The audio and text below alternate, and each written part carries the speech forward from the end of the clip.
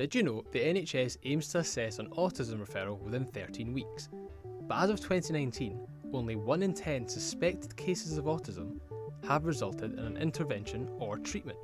I'm Aidenn, and this is a podcast around the freedom a diagnosis can give. I've got autism, But I wasn't actually diagnosed until I was 22. Now I'm 23, and I'm here to tell you my story. welcome to Dear Diagnosis. I've always needed extra support, from nursery to primary school. As I got older, that support system fell away, and I survived high school, thrived in college, but when it came to university, I hit a wall. That heightened social expectation caused a handful of problems, although I just put on a mask and tried to blend in. That was until it all got too much and I couldn't do it anymore. It was February 2020, and one night, at the usual prees before FUBAR, I started to feel an overwhelming sense of dread. With every thump of the bass, that dread worsened. Mix that in with the raucous chat of the party and I just couldn't breathe. I escaped to my room, curled up in a ball, and I just wept. Hours passed and I was finally stable enough to climb into bed. Feeling confused as to what had just happened and fresh from ruining the night, I dozed off. That happened about 4 or 5 times, and the thought of socialising genuinely crippled me. That's when I began to do some research, and that's when autism first entered the frame. Some of the symptoms were as follows. Finding it hard to understand what others are thinking or feeling.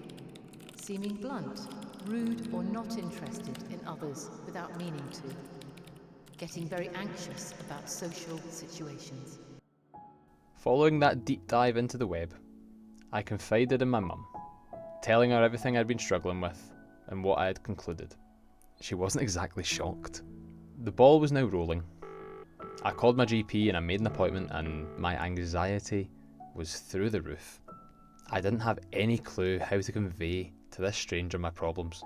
Little did I know that the medical professional would know more than me. They sent me away with some screening tests. I returned them, and then 2 weeks later I had a hospital letter. Dear Mr. Blackie, an appointment has been made for you with the adult autism team. The appointment will be held on our Near Me online software. We look forward to seeing you. Due to social distancing rules, the appointments could not be in person. So the following week I hopped on what was essentially an NHS Zoom call with the assessor called Alison. She explained how the assessment would run, 1 appointment every 4 weeks for 6 months or so. We dived right into the assessment. A few months went by, and to be honest, I was knackered. Answering questions about your life and things you can barely remember drains the soul, but I needed to persevere. Plus, Alison did let me give her a tour of my extensive Doctor Who collection. I finally felt like I was closer to getting the answers I was searching for. All of that came to an abrupt stop though, when COVID began to spike once more.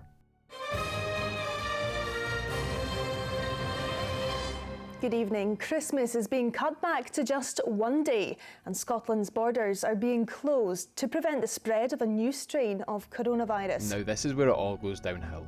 This meant that Alison had to return to her ward, and this paused our meetings for a lot longer than I actually expected. I still remember getting the letter that told me my appointments had been cancelled. Dear Mr. Blackie, due to unforeseen circumstances, it has become necessary to cancel your outpatient appointments for the foreseeable future. We apologise deeply for the inconvenience and will do our best to reschedule your appointments as soon as possible. Kind regards, the adult autism team. Now that's a pretty generic hospital letter, but it was like being punched in the gut. Months went by and I was beginning to lose hope, fearing I'd been forgotten about. My eyes were glued to the letterbox, waiting for the day that that letter would appear. The more time passed, the lower my mindset got. In fact, it got so bad, I started to attend online therapy, cognitive behavioural therapy. Cognitive behavioural therapy is a psychosocial intervention that aims to reduce symptoms of various mental health conditions, primarily depression and anxiety disorders. Some rubbish. It was an online site where you'd log your thoughts and feelings while never being face to face with another human being. CBT is notorious for not being effective when used on people with autism. Their literal mindset leads them to feeling the questions you're getting asked are patronising. That's exactly how I and numerous other neurodiverse people have been made to feel. I informed my mentor I didn't want to take part anymore. It was shite. I began to spiral and contemplated dropping out of university. And after all that, I was still waiting, until one day, that letter I'd been dreaming of came through the door. When the day finally arrived to log back in and speak to Alison, I felt calmer than before. I have to admit though, we did go over some questions again, and it felt like I was repeating myself. It felt like a slight step backwards. Alison had said she had never seen someone rattle through the questions so quickly. I am starting to suspect I wasn't very good at hiding my frustration. As I wrapped up my section, I was told what the next steps were. Alison would hold one session with my mum to find out more about my childhood, and then I'd be invited back to hear my results. That day I shut my laptop and awaited the end of this tough but worthwhile journey. As I sat in that now familiar waiting room, I was riddled with anxiety. On the one hand, I'm about to get diagnosed with autism and finally be able to move on with my life. On the other, what if I'm not diagnosed and it's just all been in my head? Alison popped up on my screen for what would be the final time pre-diagnosis. She got straight down to telling me the only thing I'd been waiting to hear. Having met the threshold on all 3 sections of the screening tests, I can confirm your diagnosis of autism. Come to think of it, Alison sounds a lot rougher than I remember. Anyway, hearing those words, I could have broken down on camera. A mixture of sheer relief, euphoria and hope for the future. After diagnosis, the next step was to inform my friends. Now, I was prepared for some of them to distance themselves. I couldn't have been more wrong. That support and love I received from them blew me away. I bet you're wondering how I'm doing now, almost a year on from diagnosis. I'm doing great. I've never known my own thoughts in mind like I do now. Don't get me wrong, I still have wobbles. I'm thriving at university, even becoming a student ambassador. In my personal life, I can socialise again while also recognising when my social battery is drained.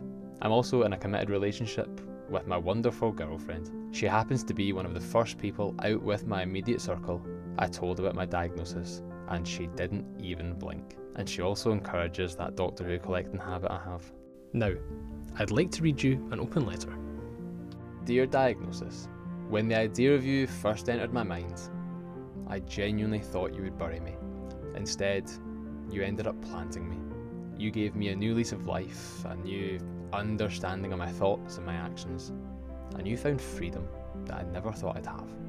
You've allowed me to know why I feel how I feel, and those feelings can now be more easily managed. You've allowed me to form new relationships I could never have imagined, and you've changed my life. And for that, I say thank you. Now before you go, if you've experienced the autism diagnosis process, or you're currently going through it, or even if you know someone who is, it's going to be okay. You might feel like I did, feel it's never ending, but it's so worth it. The freedom that that diagnosis will give you will be unrivaled. You'll understand your own mind and actions more than ever and be able to get the support you need. Good luck, you've got this, thanks for listening. Aidenn.